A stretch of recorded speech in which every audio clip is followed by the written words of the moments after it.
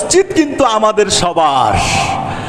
এই মসজিদে আমির, রাজা, প্রজা, ধনী, গরিব, শিক্ষিত, অশিক্ষিত সবাই সমান এক কাতারে নামাজ পড়বে। রাজাও নামাজ পড়বে যেখানে, প্রজাও নামাজ পড়বে সেখানে। কারো কোনো আমিত্ব চলে না মসজিদে। এই মিয়া একটু সাইড হয়ে দাঁড়াইতে পারেন না, এই কথা বলারও কোনো মুসলমানের অধিকার নাই। ঠিক না বেটি? কথা বলেন। মসজিদে একসাথে দাঁড়ালে আপনার বডির সাথে ভাইয়ের বডি লাগবেই, আপনার গায়ের সাথে কারো গায়ের টাচ হবে, পায়ের একটু ধাক্কা খাবে, কোনোর একটু গুতা লাগবে, ধাক্কা খেয়ে জামার ভাঁজ পড়ে যাবে না, তারপরেও কিছু বলা যাবে না। মসজিদে এক কাতারে সমানভাবে সবাই যদি দাঁড়ায়, মিলেমিশে দাঁড়াতে হবে, একাকার হয়ে দাঁড়াতে হবে। মনে হয় যেন ফেরেশতাদের একটা জামাআত দাঁড়িয়ে আছে। সুবহানাল্লাহ বলেন। পৃথিবীতে কোন নবীর উম্মতদেরকে ফেরেশতাদের কাতারের সাথে তুলনা করা হয় নাই। ফেরেশতারা এক কাতারে, এক সারিতে হাজারো কোটি দাঁড়িয়ে আছে। রব্বুল আলামিনের তাসবিহ, তাহলিল, ইবাদত, উপাসনায় তারা ব্যস্ত। লা ইয়াসুনাল্লাহা মা আমারাহুম ওয়া ইয়াফআলুনা মা ইউমারুন। এক সেকেন্ডের জন্য ফেরেশতারা আল্লাহ পাকের প্রশংসা, ইবাদত থেকে গাফিল নয়। সুবহানাল্লাহ।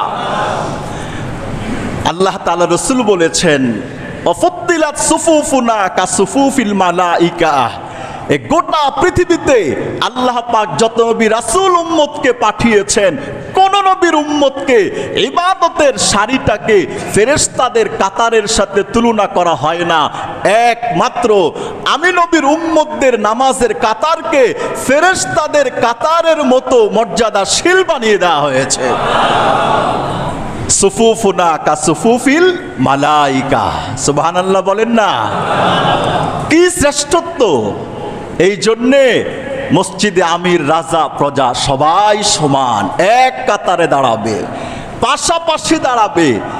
এটা বলার কোনো সুযোগ নাই তুই পিছে দাঁড়া, আমি সামনে, তোর মর্যাদা কম, আমার মর্যাদা বেশি, আমি আগে, তুই পিছনে না। মসজিদে যখন ঢুকলাম পরিচয় একটা, আমরা সব আল্লাহর গোলাম। কার গোলাম? আল্লাহর গোলামি করব, এ এক পরিচয়।